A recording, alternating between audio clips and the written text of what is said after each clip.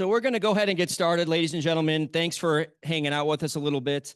So this is our first attempt at hosting a conversation around artificial intelligence. It's one of those topics that is scary, it's fascinating, it's worrisome, it's annoying, but all the same, it's something that's not going anywhere. And I'm really happy to say that we had a mover team this year, artificial intelligence mover team. I don't know if anybody in here was on that team, but if you were, raise your hand. So thank you. The goal of that group was really to bring together, curious individuals on campus who were willing to sort of jump off first into the deep end and just explore AI. Some of the outcomes this year on that were our guidebook or guidelines or a policy that, isn't really to restrict. As I always say, policies are really there to guide and sort of direct and kind of create some boundaries if we have questions or concerns. The next sort of big step is a guidebook, which we hope will be intuitive, sort of a space where team members can sort of go to gain resources, gain perspective, share ideas. We hope to continue the mover team and to continue to invest in team members' interest and curiosity around this topic.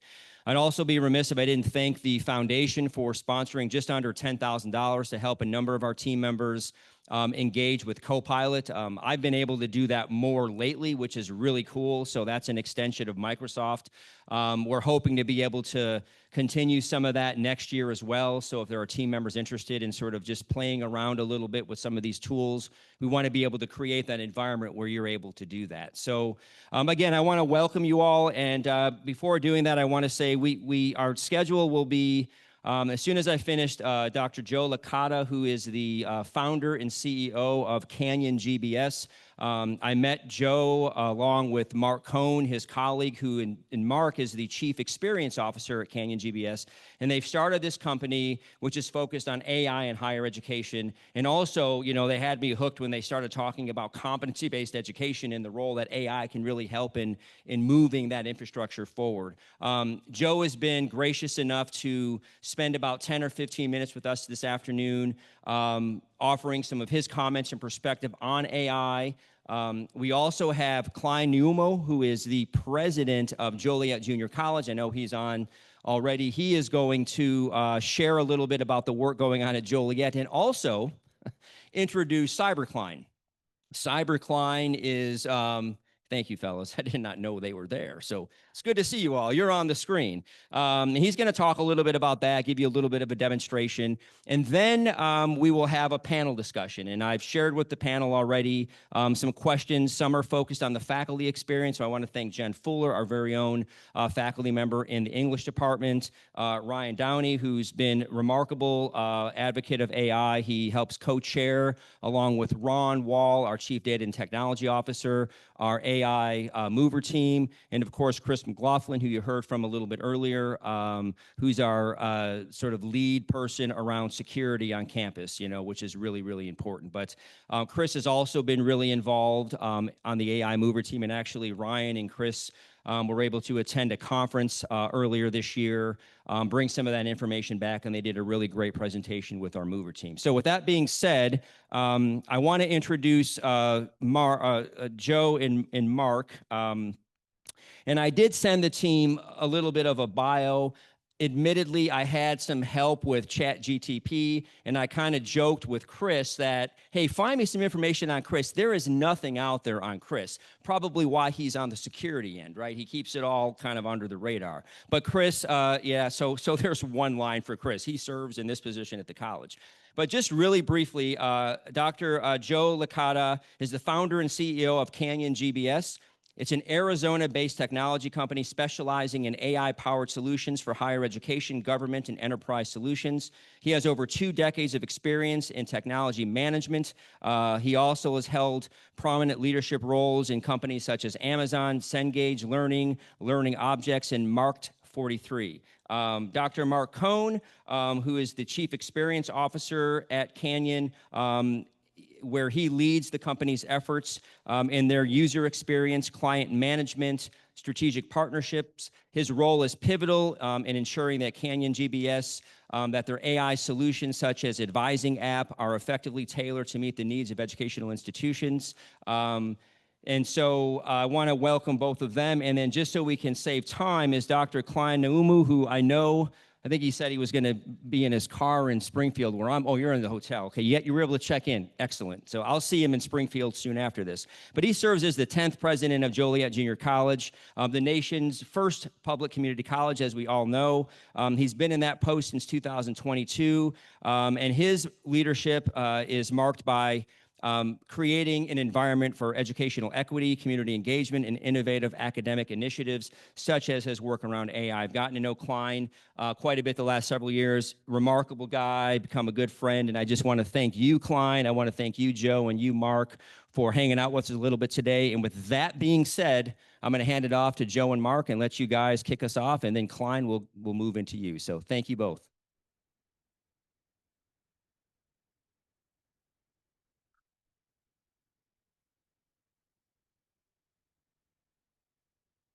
Wonderful. Can everyone see the presentation as well as hear me? Yes. I'm seeing thumbs up. Yes. Wonderful. Thank you. Thank you. Good afternoon, Trailblazers. To President Traska, the fearless Lewis and Clark leadership team, devoted faculty, tireless staff, bright-eyed students, and neighbors who cheer you on from Main Street to the Mississippi. Thank you for your opening your doors today, your imaginations to this first ever AI Summit hosted by your college.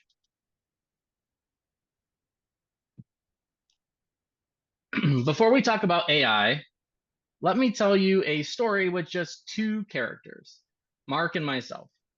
I was the kid stocking shelves at 4 a.m. so I could afford night classes at Miami-Dade Community College in South Florida. My tuition receipt said Pell Grant, but what it really said was someone believed in me, and I need to make sure I don't waste this opportunity. And I'm a first-generation college student who also got my start at a community college. And I'm deeply thankful for the opportunities I found at Phoenix College, a place that has been transforming lives in the Valley of the Sun for over a century. My Pell Grant covered some of the costs of my education. Hard work and hope covered the rest. You know, our Pell Grants didn't just pay for credits, they purchased possibility. And we've spent the last 3 decades turning that possibility outward, building products, wiring campuses, teaching courses, modernizing advising centers and one-stops, training faculty, so that other first-gen students can feel the same incredible feeling that we felt. I belong here. That's why community colleges are the beating heart of higher education. Let me share some important facts with you. 44% of America's undergrads start right here in community colleges. 1 in 3 are first-generation pioneers, charting territory no one in their family has walked before. You all issue a third of the nation's healthcare credentials, nurses, technicians, EMTs, who will touch all our lives. You do it all at a price tag that still lets a student sleep at night. That's not just education, that's economic justice in action. Yet every few decades, a new technology barges in and someone shouts, "The end is near." Remember the panics over the last 25 years? Online learning would completely eliminate face-to-face learning modalities. Second Life, or later the metaverse, will replace all real-world learning spaces. MOOCs will mark the end of institutions across the country. And the list goes on. Instead, however, the classroom expanded, degrees held, learners multiplied. Now the chorus is back. AI will make advisors, financial aid counselors, even faculty obsolete. But let's review our history for a moment. In 1961, Mercury program days, NASA engineers steered a tin can through space with nothing but slide rules and willpower. Then computers, the internet, aerospace simulations, autopilot, and so much more have arrived. Did these technologies eliminate the astronauts and the scientists? No, they fueled them. AI is that kind of fuel. It's a force multiplier, not a force replacer. Our biggest risk at the moment is not job loss. It's letting hype drown out discipline and sound decision making, delaying adoption of the most significant technological development we've seen in decades. Across higher education, we see enormous potential for AI to serve as a force multiplier, surfacing real-time insights, drafting outreach, and freeing advisors to build the human relationships that truly move the needle on student success. This slide shows why that matters.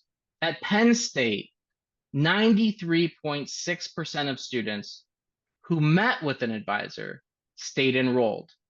Compare that with 73.9% who didn't.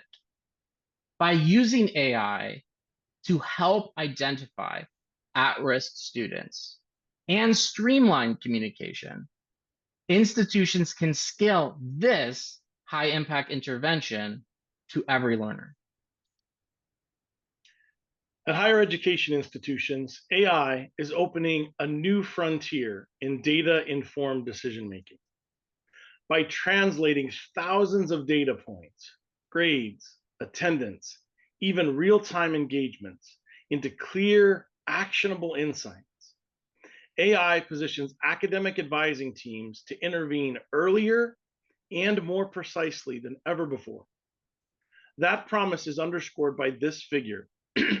87% of higher ed leaders say predictive analytics already improves or can improve retention and graduation. Imagine every advisor starting the day with a prioritized list of students to contact and specific recommendations tailored to each learner's situation. In college enrollment offices, AI is redefining what's possible, transforming raw inquiry data into clear signals about who to contact, when, and with what message. By automating the heavy lift of sorting, scoring, and personalizing outreach, we free recruiters to focus on authentic human connection. Survey results show the tipping point is here, with 82% of colleges saying they'll deploy AI in admissions by next year. Institutions that harness these tools can respond faster, tailor communication, and ultimately build classes that are both larger and better matched. Personalization has become the new admissions baseline. Generative AI makes it possible to tailor every email or every text to a student's interests and timeline, freeing recruiters to focus on authentic relationship building instead of manual copy pasting of generic content. The urgency is clear. 81% of prospective students expect a personal reply to their inquiries, and many want it the same day. AI helps teams honor that expectation, delivering timely, relevant messages that keep prospects engaged and confident in their college choice.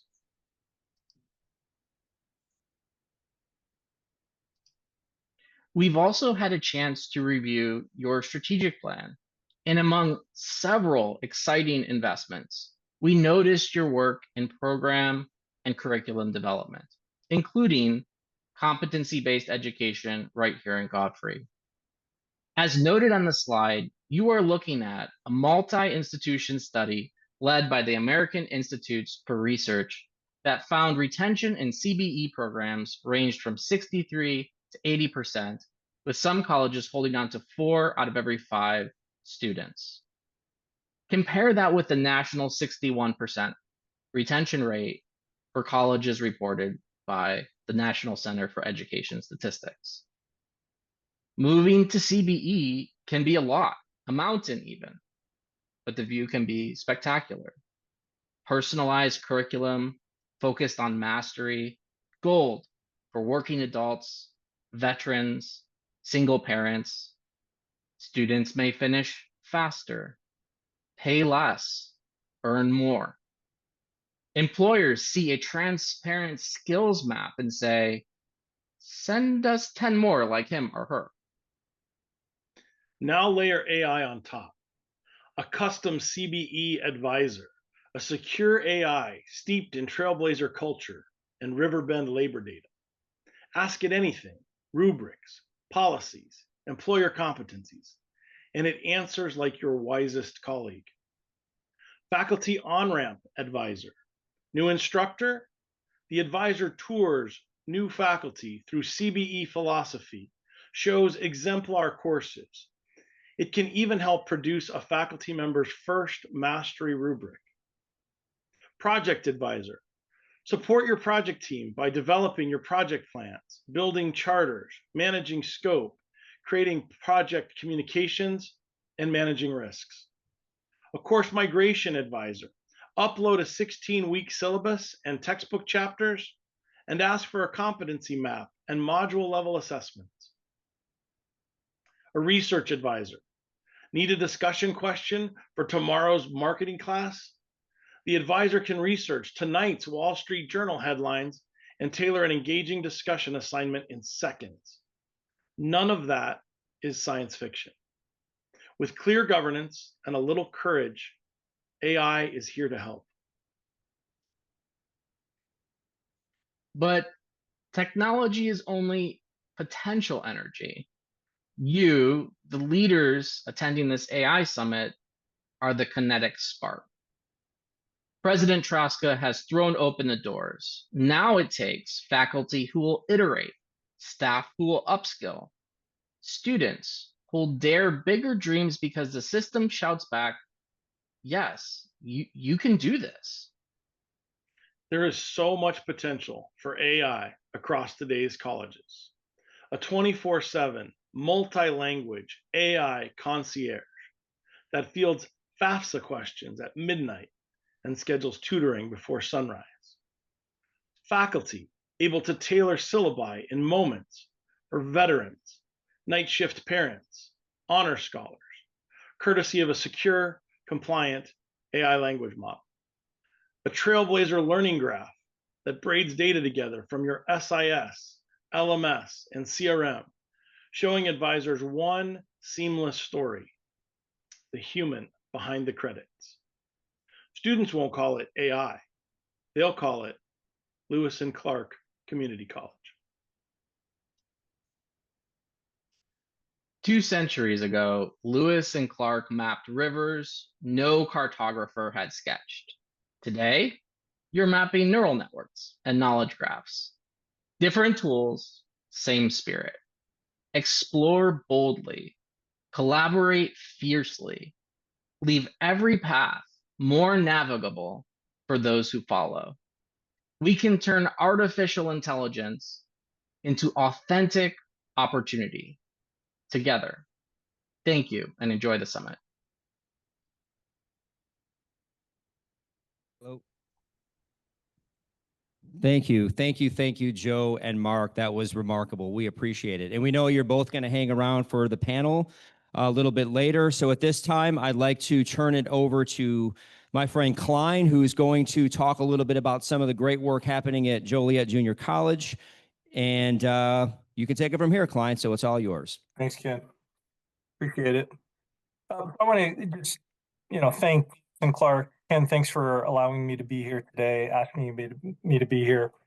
So I'm waiving my normal fee for this, but I want to remind President Traska of his promise to buy me a beer at the bar tonight. And for those in the audience and for my 46 new friends online, here is the bottle of beer that, with the help of my robot overlords, President Traska will purchase for me. It is Alsop's Arctic Ale, brewed in 1852. All right, since the president called the meeting in the auditorium, I know there are about at least 11 or 12 people there. But for the 46 other people who are with me online, do some research and let's find out how much that's going to cost President Traska, shall we? All right, I've got a couple of things to share with you all. I think Dr. Traska did a really good job teeing it up. And Mark and Joe, hello, dear friends. My career has made its way. I mean, I'm making my way farther and farther east. I was born and raised in Hawaii, worked in IT in San Diego. Not many presidents with an IT background. Lived in Phoenix for 4 years. So it would make perfect sense that I go from Honolulu to San Diego to Phoenix and end up in Joliet, Illinois. So my time in Arizona was very meaningful. I had a chance to spend 4 years in the Maricopa system, working with such fine people as Mark and Joe, and so proud of what they've done, both in the Maricopa system and now starting their own company. JJC has engaged with Canyon GBS. We're in the process of renewing our engagement, specifically with their AI tool that provides guardrails for higher education. So Mark and Joe, so great to see you. Conversation with Ken, one of our president's gatherings, and shared with him some of the things we're doing at JJC. And he's asked me to share some of those things with all of you. I'm going to share a few things, but I've challenged JJC as the nation's first community college to really lead the way in the AI space, to think deeply about where higher ed was in 1975. Pause for dramatic effect there, because I want you to think about what the world was like in 1975. We now serve a very different student population, a far more diverse student population at all hours of the day, no longer geographically confined to any one specific location, able to engage in immersive environments that in 1975, frankly, would have seemed like sorcery. I've challenged JJC to think about what higher education might look like in the year 2075. Here we are in 2025. It is incumbent upon us, established and emerging leaders in higher education, here in Illinois, leaders in the community college space, to challenge, to question the systems and structures, some of which are artifacts of a bygone age. So here's how we're doing that at JJC. Give me just a second. And I think what I'll do is, since Ken referenced Cybercline, I'll jump straight Cybercline and tell a quick story.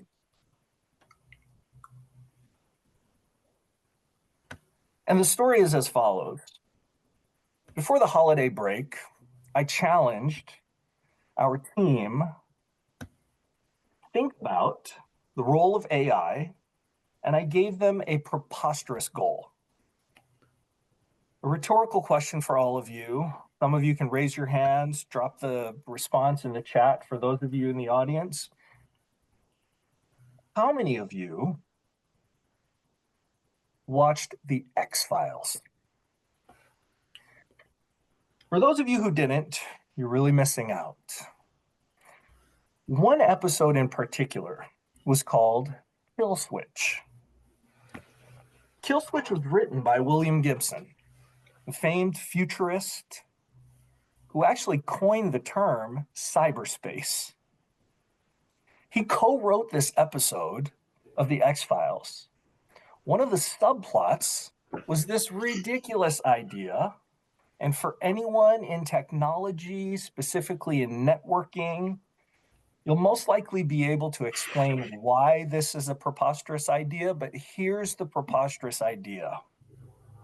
The subplot was an individual who aspired to upload and digitize their entire consciousness to the internet.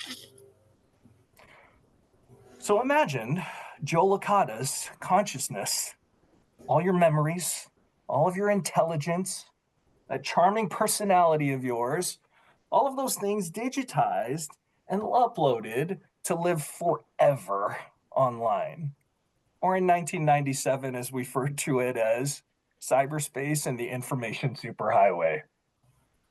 That was the concept. That was the preposterous challenge I gave to my media services team and the staff closest to me. What they came up with blew my mind and really got me thinking about some of the concepts that both Mark and Joe have referred to, and I've heard Ken talk about from time to time. That the future of higher education will, of course, be very different from today.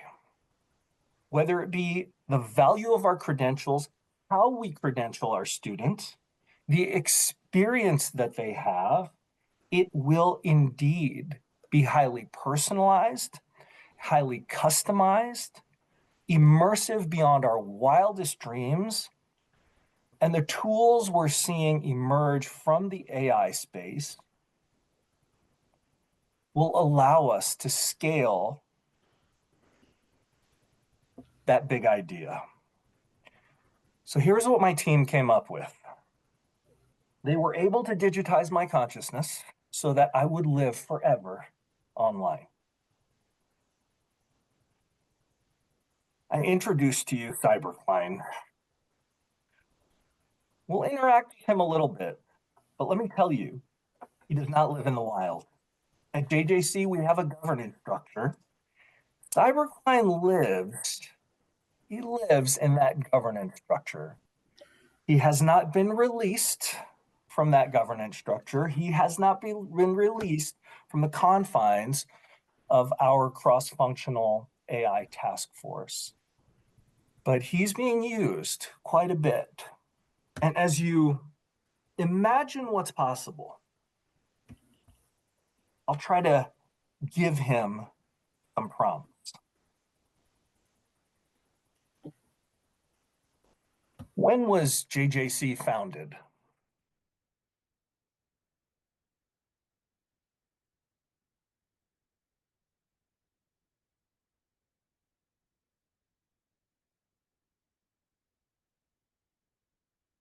Let me reload him a little bit.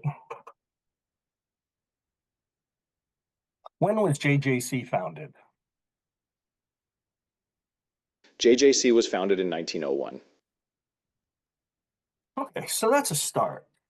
Let me talk through some of the technology and ping him a little bit more. Tell me about the Operator Engineering Technician program. Joliet Junior College offers an Operator Engineering Technician program.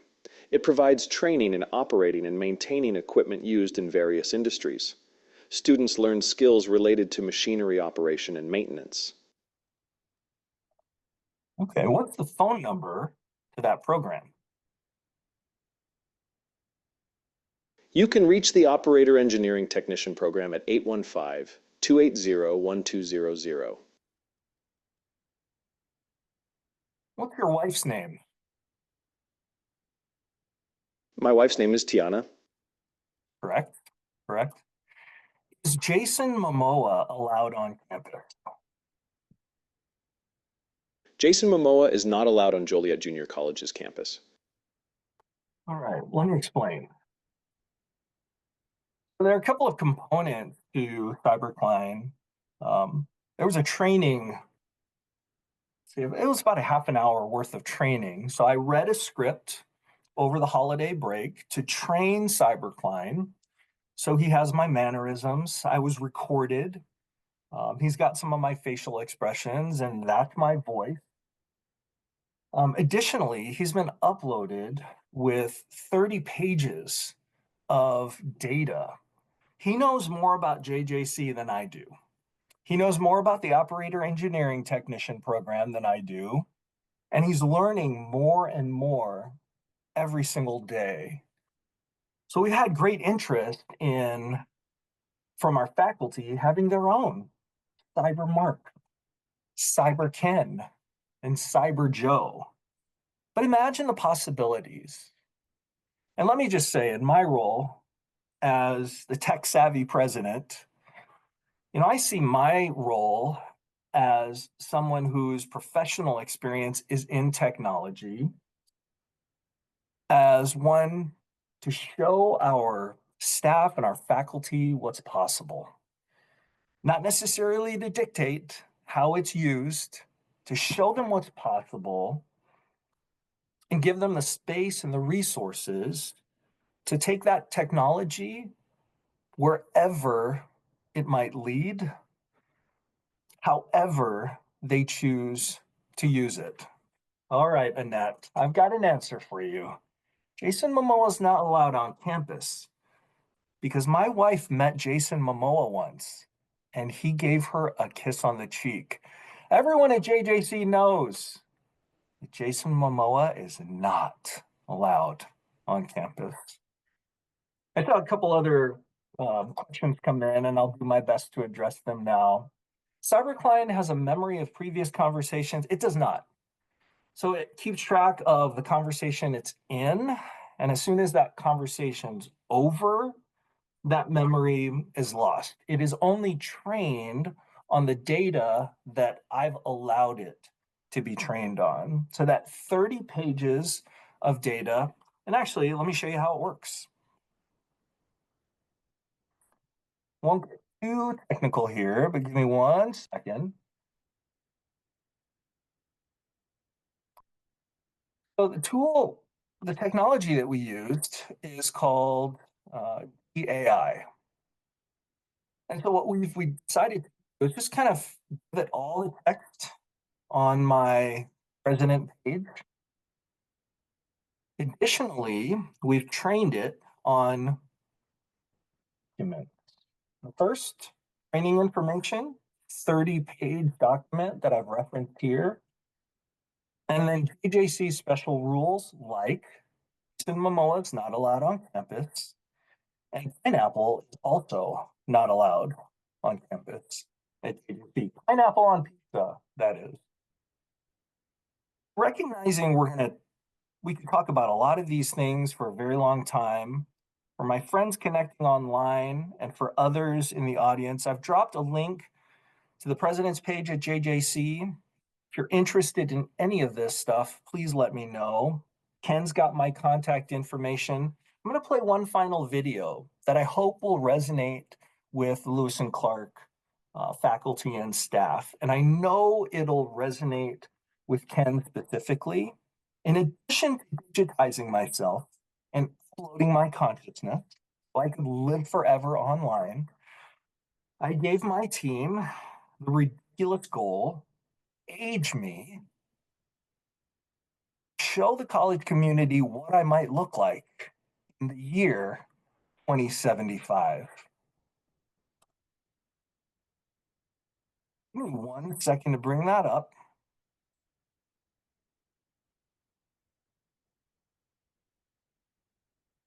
And this is the part that I really think will resonate with you all. Well, That was a lovely presentation, young man, but let me tell you what the future actually holds. In the year 2035, I was able to upload my consciousness to the internet successfully, and I now live forever online. I've aged myself digitally, so the people here in 2075 find me somewhat believable, but I digress. Where was I? Oh yes, I'm Clyne Namuo, and welcome to the year 2075. Higher education has evolved in extraordinary ways, reshaping how we learn, teach, and connect with one another. Let me paint a picture of this future for you.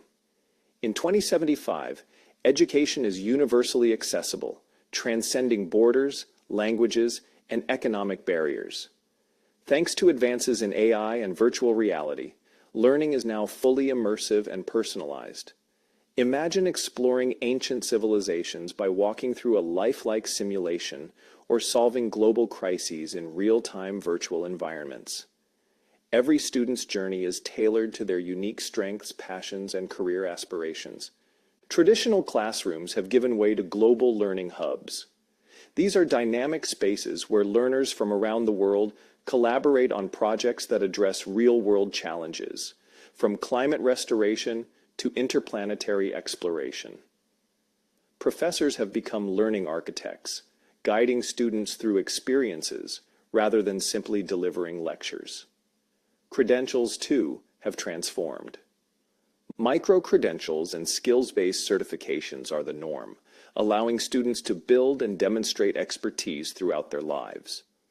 Lifelong learning is no longer optional. It's embedded into our culture, supported by AI systems that identify emerging skills and connect individuals with opportunities. Higher education is no longer confined to a single stage of life. It's an ongoing adventure, fueled by curiosity and innovation. In this world, the barriers to education have fallen, and knowledge truly knows no bounds. This is the future we're building today, a future where bold ideas and fearless collaboration make anything possible. Lastly, in 2075, Jason Momoa is still not allowed at JJC, but I have reconsidered pineapple on pizza. I have evolved in the year 2075. Congrats to you all for the work you're doing in the CBE space. Lewis and Clark for leading the way. Great to see you, Mark and Joe and Ken. Thanks for having me. And I wonder if anyone's come up with a price for the Allsop Arctic Ale brewed in 1852. And with that, I'll have it. Dr. Thank you, Clyne. Really appreciate it. Thank you, thank you, thank you. So I've told Clyne he's welcome to hang for the panel as well. But I know we've got some work in Springfield starting tonight and then into tomorrow. So with that being said, I want to welcome the panel and start off with some questions. They've seen these questions, so giving them an opportunity to perhaps think about them. I'm actually going to start. I'm going to put my esteemed colleague here, Jen, on the spot, some questions related to the faculty experience. So how do you feel about students, Jen, using AI tools like ChatGTP or Grammarly? From your perspective, are they changing the nature of learning?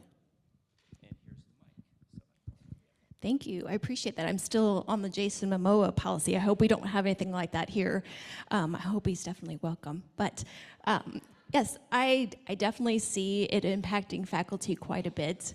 I feel like students may have some shame associated with using it. So I created an AI policy this semester, trying it out, saying, use it. The guidebook suggests that we be trailblazers, and so I suggested that they use it, and I just required that they cite it. And I have not seen that. So I feel like we have a lot of work to do. We have a lot of conversation coming ahead of us with how it's going to impact learning on an everyday basis with CBE and online classes in general. Thank you, Jen. I'm gonna shift this over to either, and I'll let Chris, Ron, and Ryan fight over who wants to answer this first one. But just in general, obviously we've taken our first leap into the deep end on AI. Worked through the mover team, have had some great discussions, We're continuing to tether some resources around AI so that team members, including members, not just members of the mover team, but they're able to attend conferences and engage in workshops and sort of bring that knowledge back to the campus. So what advice would either one of you have, or would you give your peers, those that aren't part of the AI mover team, or those sort of, like I often say, kind of up in the corner, arms crossed, saying, okay, this is really, okay, I don't know how much I want to lean into this. What advice would you give to our fellow trailblazers about approaching AI with curiosity and caution? So what perspective do you have for our team? Oh, thank you. Thank you very much. 60 seconds. So when it comes to AI, what exactly are we talking about? Are we talking about ChatGPT? Are we talking about Grammarly? Are we talking about generative AI, predictive AI? And so the language is a bit confusing if you're a novice to AI usage. So therefore, I would encourage you to reach out to faculty here on the AI Movers team initially, just to ask questions like, what can we do with this? What should we do with it? What programs are good programs? Which programs are bad programs? Or the ones that still have some growing pains?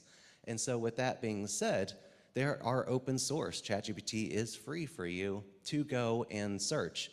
But I would always encourage you, just like any exploration into the future, take some tools with you, a flashlight if you're exploring the dark. And so our darkness is, where does this information go? So with that being said, please be cautious with what you share with ChatGPT, and just be mindful that the information that you might be presented with is not exactly the information that might be what is in the spirit of your inquiry. I want to add to that. Keep your mind open and explore it. We're figuring this out as we go too. So we really want you to participate. And I also think it's very important to talk about some of the fears and challenges too. I mean, I don't want to just be up here and preach about how wonderful it is and it's going to save everything, because we don't know. I mean, we're all figuring this out, and talking about the fears and the concerns, I think, is very important to help ease that and let us move into the future and see where this takes us. Yeah, I'll take it. For curiosity, I would say the hardest part that I've seen is people just not asking the right questions to AI. You can, ask, it's not like a typical chat bot. You can ask it pretty much anything. You're at your home, you need to remodel your living room. You could ask it, what's the best place to put my plant in the house, where it's basically just anywhere, that you're at any time a question comes up. It may have an answer. It may give you a hallucination on it, but it'll get you somewhere, get the brainstorming process started, and with caution with everything, that just sanitize what you give it. Don't give it specific, don't say like, hey, I have something for Lewis and Clark Community College. Be like, hey, I have this college assignment due, or don't put your whole resume into it. Take your your name, address, stuff like that out of it. But otherwise, feel free to ask it, and you may get some advice that you never know you needed. So coming from the security person. Yeah. Yeah. Thank you. So thank you. I'm going to shift to our friends here online. So, having worked, obviously, Joe, Mark, specifically, working within the AI space in education. So what is one thing you're hopeful about when it comes to AI in education? And Clyne, you're very welcome to jump in on this one first, but why don't we start with Joe and Mark, and then Clyne, and then let's see kind of some of our panel here, what their perspective is. So Joe? Yeah, thank you, President Traska. One of the challenges that I have seen in higher education, both on the institution side and as a vendor, is resource constraints, right? And, institutions are often faced with varying levels of resources throughout their organization. And sometimes it's difficult to get to every student in a queue, or sometimes it's difficult to get an answer back as fast as you'd like to. And everybody's circumstance is different. We know at community colleges, for instance, a lot of folks are part-time students. A lot of folks are maintaining a job or really have a lot of life circumstances that make it difficult to complete.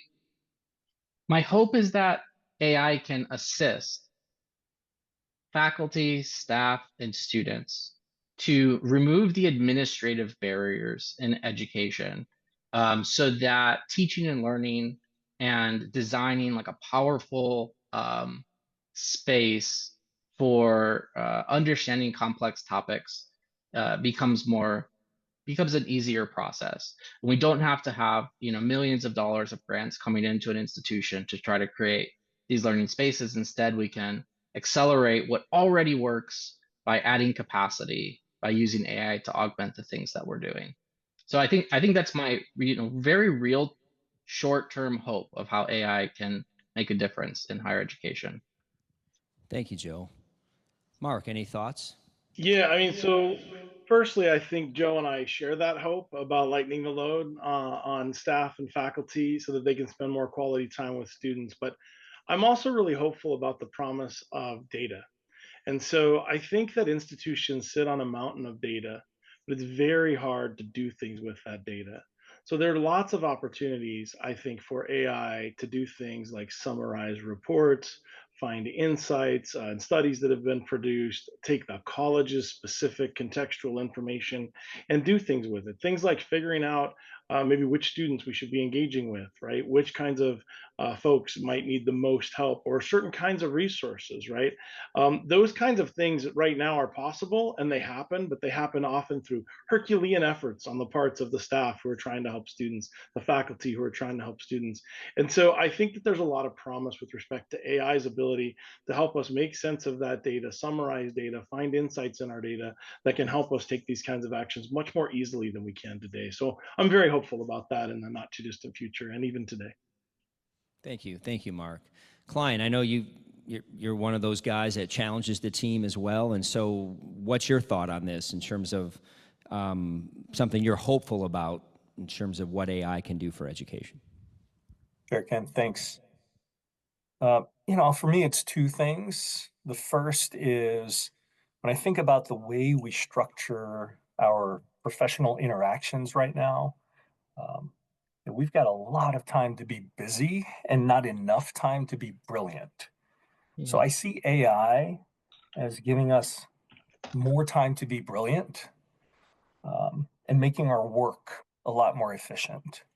Separate, this is sort of the big idea, is so many of our kids, our grandkids are immersed in digital environments, whether building things in Minecraft, coding in Roblox, playing gorilla tag on their Oculus Quest. They are living, learning in these immersive environments. And so we have the audacity to be critical of them when they emerge from their digital worlds and attempt to have a conversation in this quote unquote real world. My hope is that AI will become more accessible and allow for true innovation in the augmented reality space that bridges the gap between the digital world that our kids and our grandkids will have grown up in and this real world that the rest of us live in. Thank you, Clyne. Anything from our panel up here? Just quickly, maybe just a few seconds, anything you have?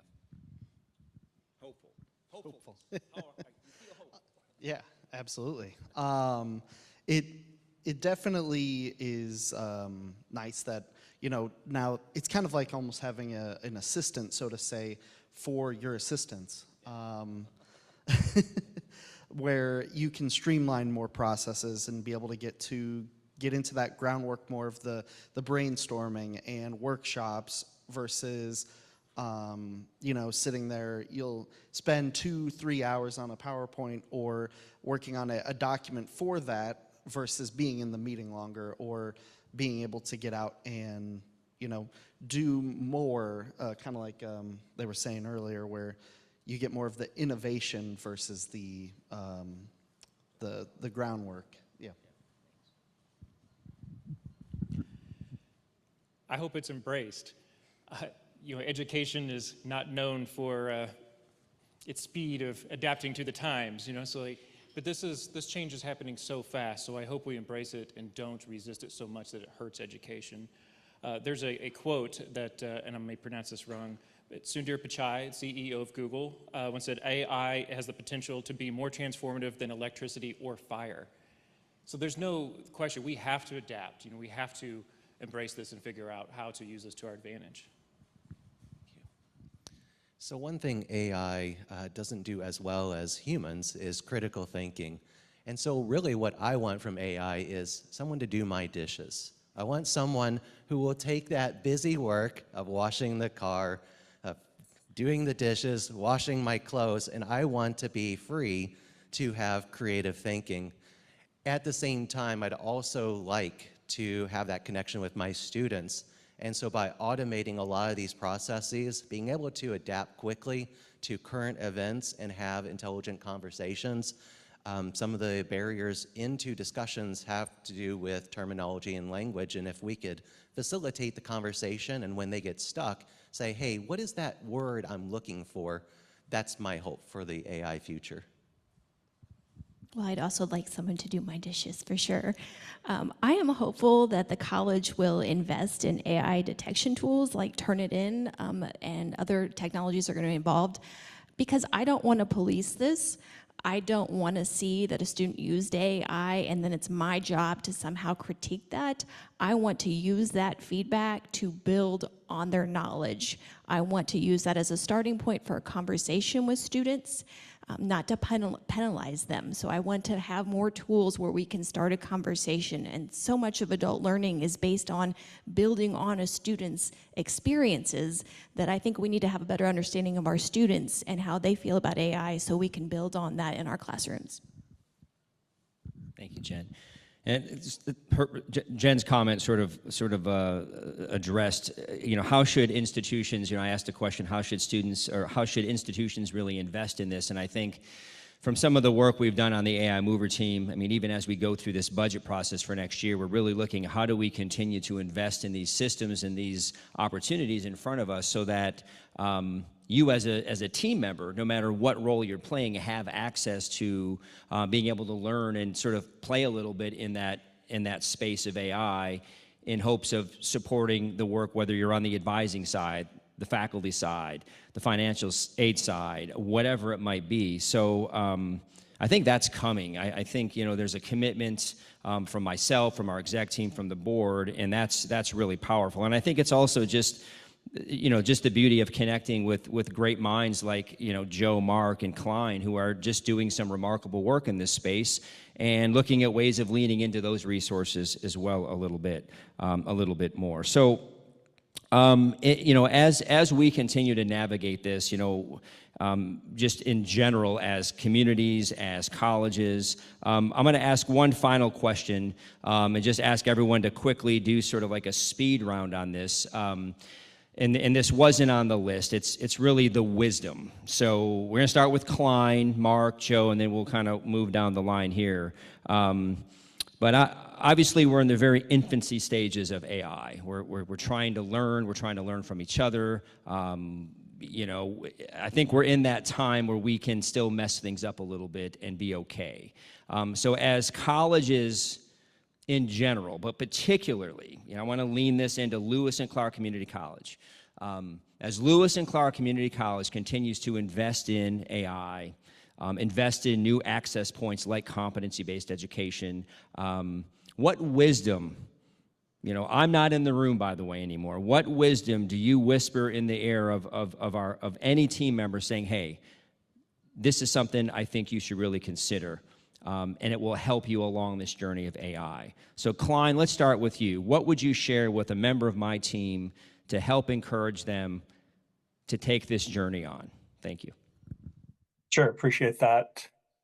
I suppose I'd give some advice to some of the executive leaders to embrace the tension associated with emerging technologies and the implementation thereof to create spaces as you have to resource those spaces where the tension and the discourse can exist.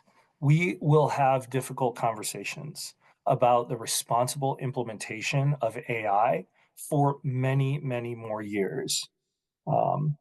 And the definition of responsible will vary across employee groups, across demographic groups, across all other groups.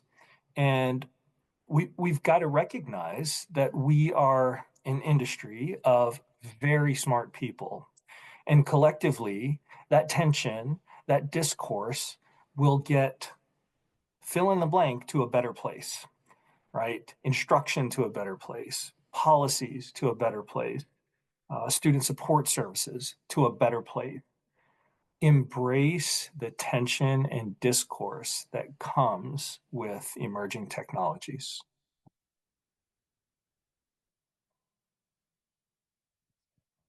Go ahead, Mark, and then Joe, and then we'll start with Jen here. So go ahead.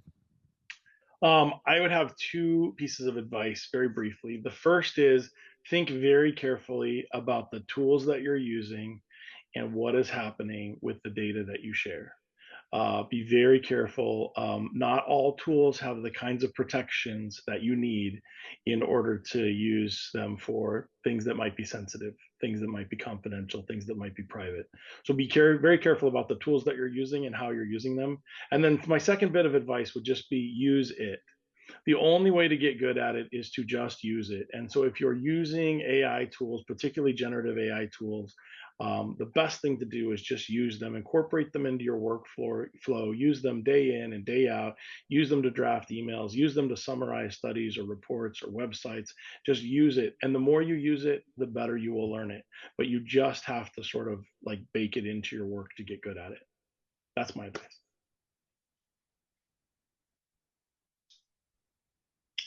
Yeah, so one of the things that we recently released, out to the higher education landscape is a AI playbook for higher education leadership.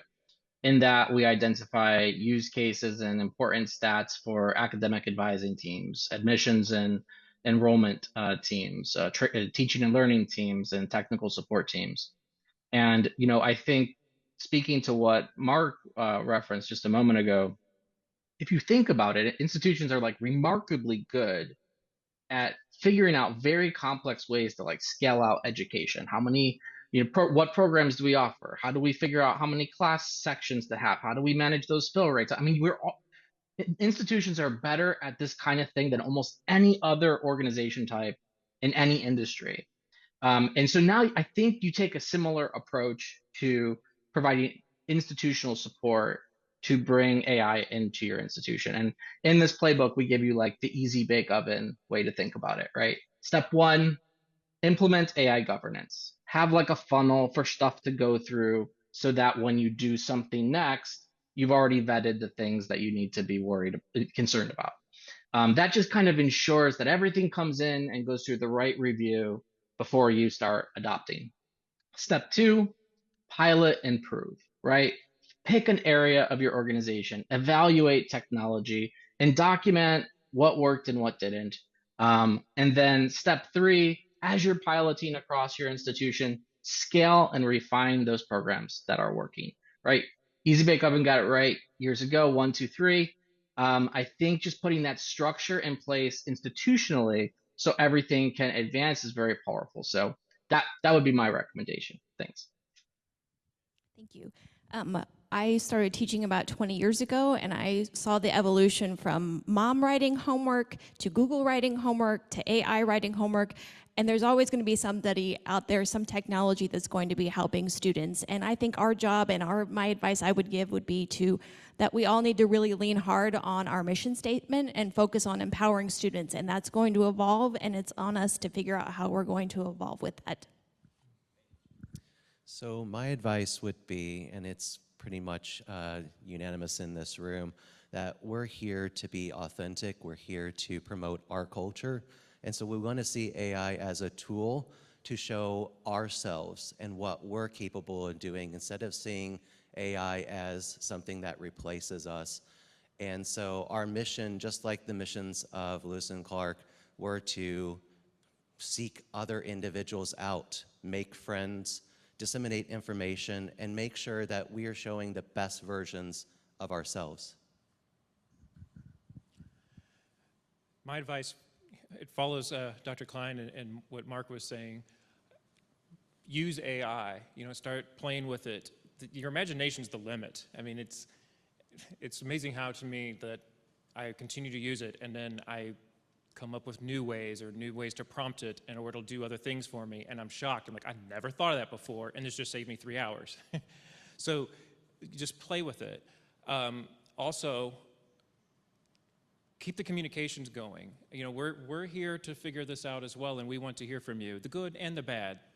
The things you're excited about, the things you are afraid about. Like, we want to continue these conversations. That's why this is happening today.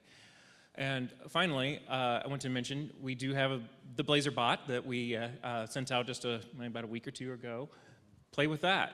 The feedback so far has been overwhelmingly positive. It's answering questions, or has the potential to answer questions for students that come very commonly that before would have been delayed, or a delayed response, and now it happens almost instantaneously.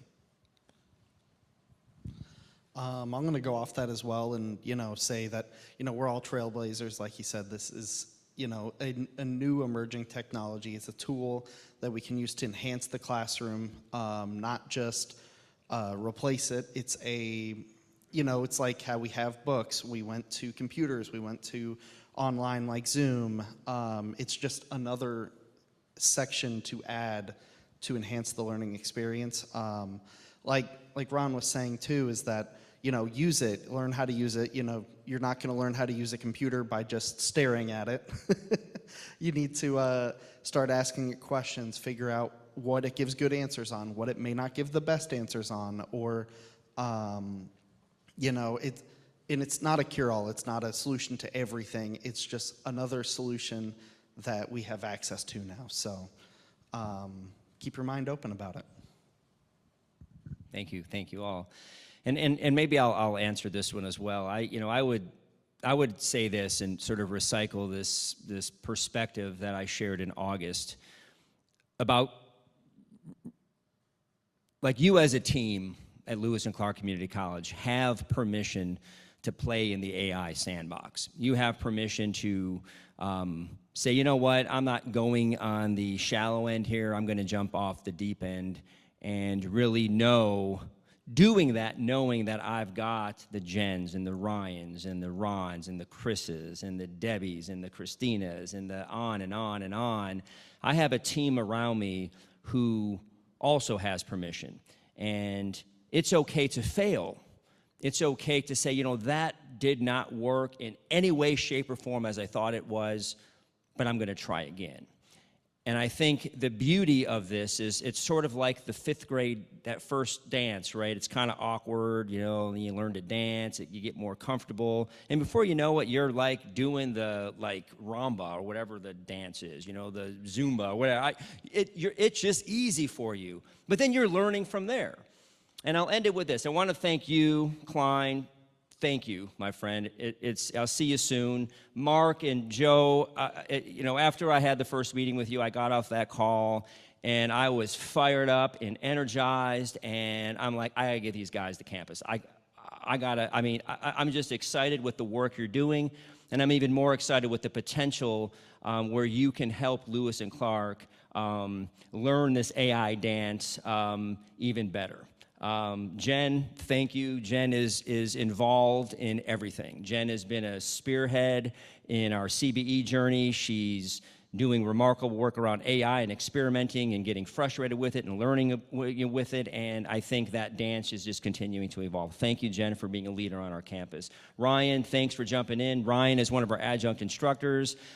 He's just leaned into this work. He is been someone that I've become very proud of in his engagement with the campus, and he's not even a full-time team member. So thank you, Ryan, for being a champion of this work and advocating for all of us. Ron, I mean, one of just great. I mean, Ron is our Chief Data and Technology Officer, as you all know. He has come on and he has just basically taken the job by storm. He's changing things. He's open-minded. He's helping us navigate this work that is so important to us around data and technology. And Chris, man, thank you. I mean, Chris, Chris is like, I think Ron joked at our Trailblazer session earlier that all the IT folks are in the back row. I mean, and you think of Chris as like, this great guy, but he's behind the scenes, but he's stepped out in front of the scenes, and he's creating the scene, and he's driving change, and he's being an advocate, and he's helping us understand that what's in front of us isn't something we need to be scared of.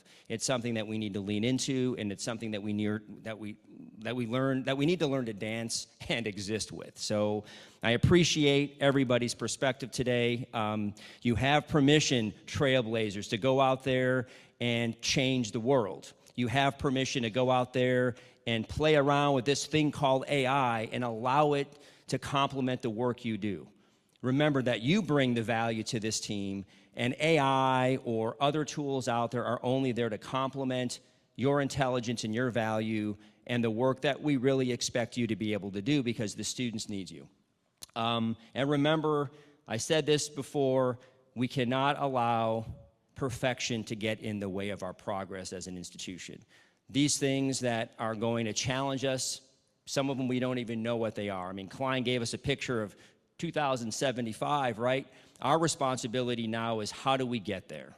How do we start to really kind of move the needle on some of these things? And let's embrace that. So thank you for attending this first, what we hope is an annual summit on AI and other forms of innovation here at Lewis and Clark. Just appreciate every one of you for being here today and for leaning into this important work. Thank you again, Joe, Mark, Clyne. Great to see you all. Appreciate your expertise and perspective. Have a great afternoon, everyone, and go out there and make some good changes. Thanks.